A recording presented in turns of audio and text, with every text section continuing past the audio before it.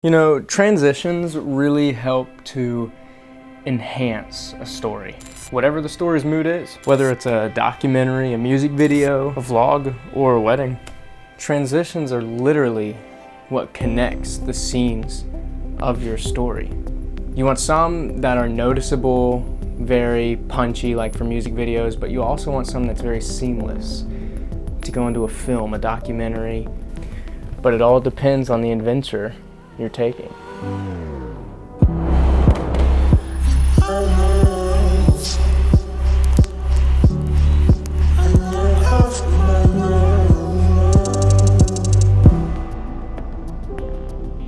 Dear Lord, I pray that whoever is watching, you give them a boost of creativity so that they can further spread your good name. Amen.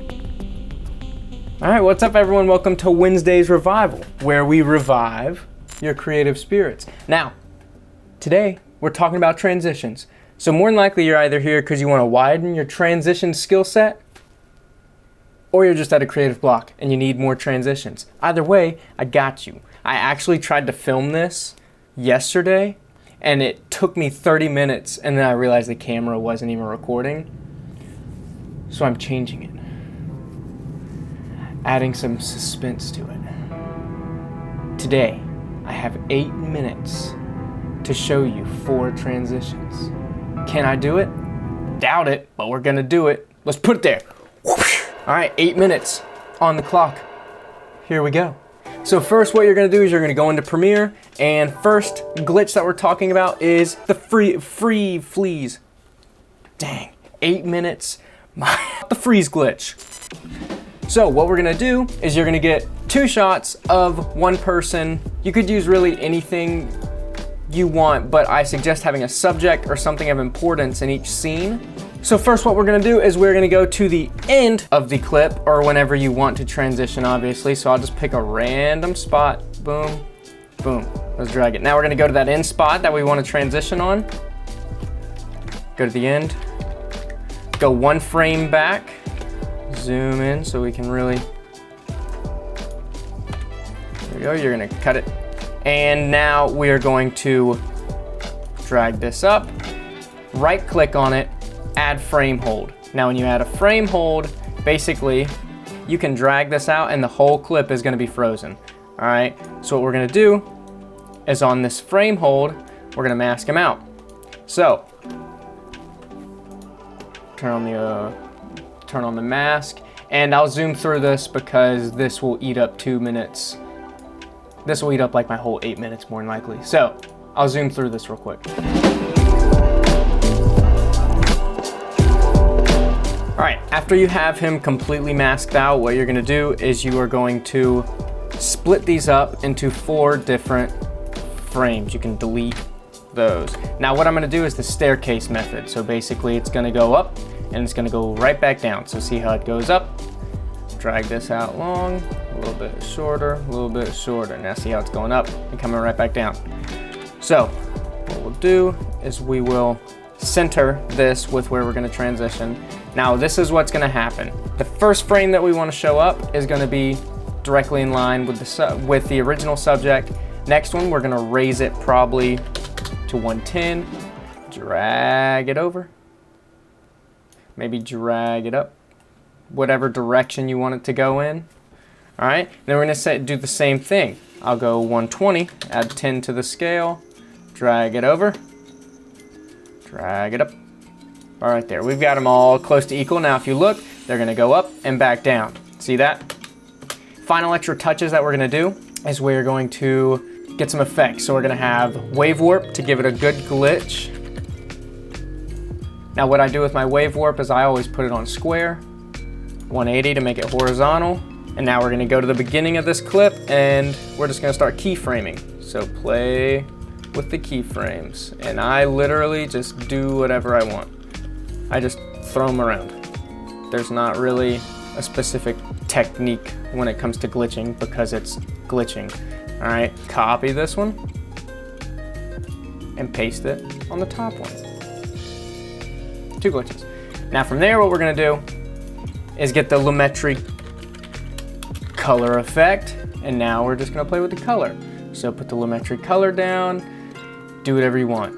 I'm gonna do raise the temperature, raise the tint, and change the blend mode to overlay. That looks dope. Now, I'm gonna copy this,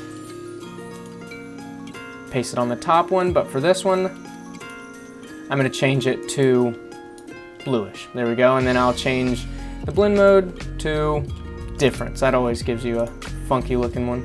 Yeah, see, that's dope. And now we have it. There we go. One done, complete. I don't know how long that took. Next one is the mask swipe. So this one is really used a bunch, but take what you learn and make it your own, because still in professional movies, cinematic films today, they're using this. If you haven't seen 1917, it's a perfect example of where they use seamless masking transitions. So go check it out. So you're gonna drag your files in. So we have this really cool clip. I love this clip. And what we're gonna do is, if you look at my second clip, you can see where this bar right here passes through the screen. See that? Now what we wanna do is find where it starts to end. See where it's starting to end right there? You see that light poking through right here? That's where we're gonna line it up with this clip. Change this real quick. Darken that. We're gonna create a square mask. Drag it to the side. There we go. Let's get some. Make sure to click this mask path. If you forget to do that, I've done it a bunch. You'll go all the way to the end, and then you'll have to do it all over again. Maybe go all the way to the end if you want. So you can see how the mask is following that pole. That's exactly what we want. But if you look, you can start seeing where it's peeking through. So you'll find points where it's peeking through. Bring it back a little bit. All right, and that should be it. So this is how it ends up. Pretty seamless. And that was, that just ran in front of the screen randomly, you know what I mean? But it still looked good. Boom, done with that one. Now let's go to the J/L cut. This one is really good because it's used in so many cinematic films. So this is what we're gonna do. We're actually gonna be using audio in this one.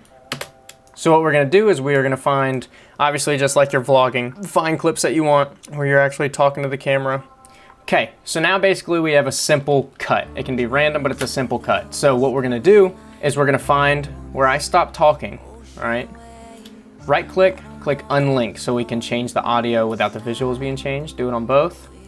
And we're gonna change these visuals back. See how I just offset the audio and visuals? And now check this out. Some 2x4s.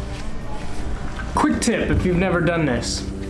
Go look online at something you want. And if you wanted, you could add B-roll in there to make it look even better. So like I could do car driving up, boom. Now I can just place that right there if I want, obviously. I've moved these out of the way to fit it in, but now I have this. Quick tip if you've never done this. Go look online at something you want to build. And it's fluent. Obviously it's quick, but if you spend time on that, on your transitions, doing that type of style, it's gonna look amazing. Ooh, last one. This one is probably my favorite. I call this the blackout transition. What it is, the exposure from the camera goes completely black, whether you turn off all the lights, you cover up the lens, whatever it may be, it goes completely black, all right? So for this one, this is actually in a video, my last video, go check it out. It's in the card, Now this was like I was falling back asleep. Boom. All right, now see how it goes close to my shirt? Didn't go completely black, but we can make it work. Just gonna make it go black. So if we want, within 3 frames, we can lower the opacity and it'll make it look legit. And then you're gonna pick your second shot, which is starting off dark. See how this is starting off dark? We can do a color matte. We can choose the dropper, and what we're gonna do is we're going to pick the color of the darkness in this shot. So now with that color matte, what I'm gonna do is I'm gonna put it right under it. So now when it slowly fades to dark, so with this next scene, what I can do is I can find where I'm actually opening it. Now what I can do is as I'm opening it, I can slowly raise the opacity so it seems as if it went pitch black to me opening it. See that? So now we have a beautiful blackout transition. See that? Completely changing scenes, all because I covered the lens and uncovered it. There's a bunch of things, bunch of different transitions. I don't know if I beat the time. Did I beat the time? I wasn't even timing myself. So, if you liked the video, make sure to like it, subscribe, do whatever you gotta do. I'll see you next Wednesday when I come out with my next video. I don't know what it is, but every Wednesday on the channel, there's a new video. Put in the comments if you have any questions about Premiere or editing, color grading, anything of the sort. I love y'all, I really do. Remember, it only takes one to edit your first video. It only takes one to go buy your first camera. It only takes one to make a change. It only takes one to change the world, and that could be you. See you next time. I can just end it with a wink instead of covering it up.